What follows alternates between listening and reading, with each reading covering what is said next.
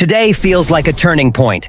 4 shockwaves hit the locker room and Sunday's script at the same time. There's a bombshell with this week's opponent, a market target that could unlock the offense, a tough roster call that reignites debate, and to top it off, a historic number that puts our quarterback alongside a giant.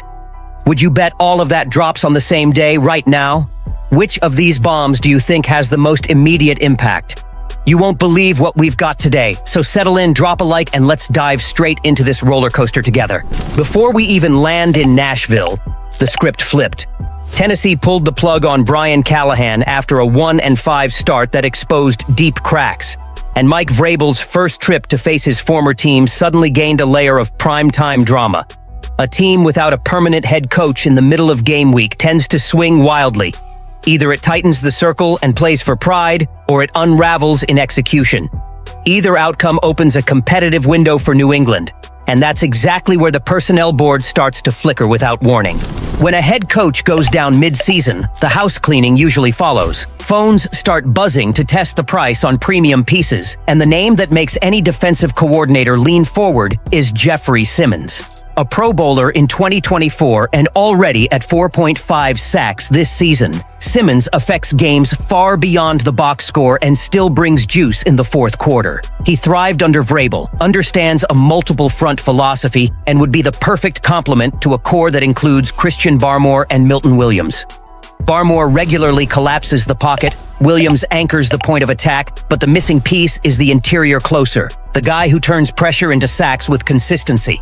That's Simmons. Would the Titans really move their defensive pillar? That's the stress point. With Cam Ward drafted first overall to be the franchise quarterback, the front office may prioritize draft capital, cap flexibility, and a culture reset. There's no guarantee they would part with an all-pro caliber talent, especially to a team led by their former coach. Still, deep overhauls make almost everything negotiable. The right play for New England is to call, gauge the temperature, and be ready with a firm offer that doesn't mortgage the future. A realistic timeline, initial resistance, plenty of background noise, and if Tennessee stumbles at home, growing pressure to at least listen. On the field, Simmons would redraw the defense. Pressure packages get more creative, edges win cleaner angles, and blitzing becomes a luxury, not a crutch. The secondary can breathe, defensive drives get shorter, and Vrabel's physical, disciplined, opportunistic identity gains a face. Fans can already picture it. Barmore drags the double, Simmons slices the A-gap, and the pocket turns into quicksand. Meanwhile, a road win over a rattled opponent with an interim setup would send a conference-wide message and, in the background, heat up the phones for more business. While everyone's eyes were fixed on defensive reinforcements, an offensive rumor began glowing on the timeline and lit up the imagination. With the trade deadline approaching, a legendary name is back on the radar: DeAndre Hopkins. The wideout, now in Baltimore, could be available if the Ravens pivot, and analysts like Bradley Locker have floated New England as a clean stylistic fit. The idea is almost too tempting to ignore. At 33, Hopkins still delivers elite production.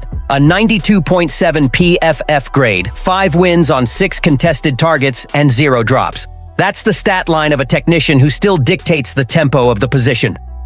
Imagine that presence next to Stephon Diggs and Kayshon Boutte, with Josh McDaniels calling the shots and Drake Maye ripping throws. Suddenly, the offense stretches defenses horizontally and vertically, and 3rd and 7 starts to feel like a coin flip tilting our way. The logic is simple. Maye is the future, but every young quarterback benefits from a veteran landmark, someone who finds windows, diagnoses coverage, and radiates calm. Hopkins is that guy. He doesn't just produce, he teaches with his habits. Defenses already stressed by Diggs' vertical threat would wake up to nightmares of crossing routes and contested catch moments that twist nickel packages into knots. Of course, the math matters. Baltimore's priorities, one-year structure, and market leverage all factor in. But New England has flexibility and the kind of mid-round assets that make a conversation possible. For the fan base, the mere possibility hits a nostalgic nerve, a true difference maker in blue and silver who can flip a game with one perfect route. If this concept is really on the whiteboard, buckle up. The AFC would need to redraw its coverage rules in a hurry. Back at home, the mood tightened. After days of speculation about arrivals, the Patriots confirmed a departure that surprised a lot of people.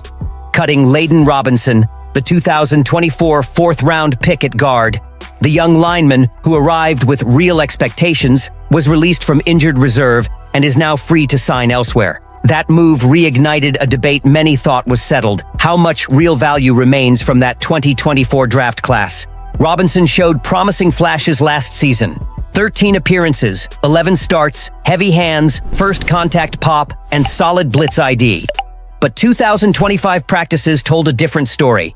Pass protection lapses, slower mirror and slide adjustments, and then a preseason injury that derailed any quick rebound. His exit leaves just 3 from that class: Drake Maye, Caden Wallace, and Marcellus Dial, who is on season-ending IR. In under a year, names like Jalen Polk, Javon Baker, and Joe Milton were traded or released. The message from Mike Vrabel and personnel is crystal clear. There's no comfort zone in Foxborough.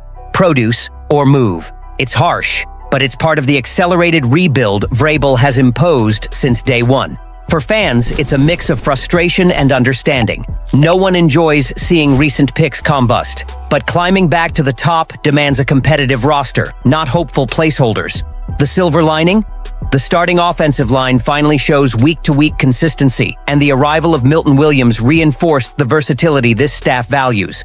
Robinson's exit is symbolic: the end of muddled draft habits and the start of full-time meritocracy. When a coach like Vrabel cuts without caring about draft status, it's a sign the winning culture is truly being rebuilt. And that mentality is already visible on Sundays, most of all in one name that is changing the temperature of the entire franchise. The truest emblem of this cultural shift is a name echoing through the stands as shorthand for hope: Drake Maye. He arrived with questions, absorbed heavy comparisons, and 6 games later is breaking barriers that very few quarterbacks of any era ever reach. With elite numbers and cool command, he has put the Patriots back on the serious playoff conversation map, and not by accident. The mark on the table is historic.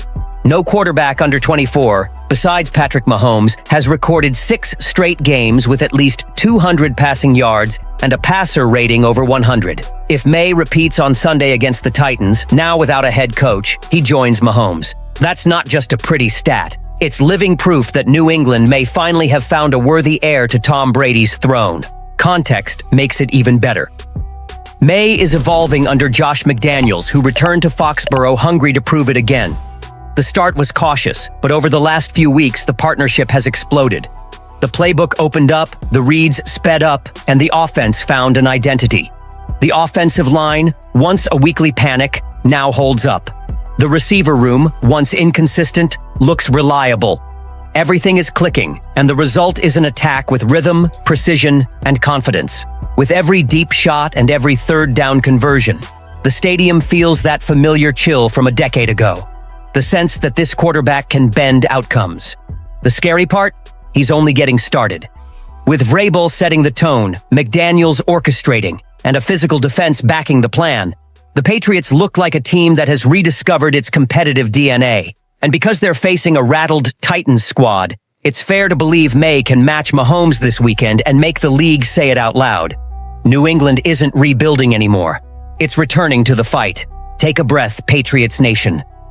Today we walked through a blueprint that shifts both vibe and horizon.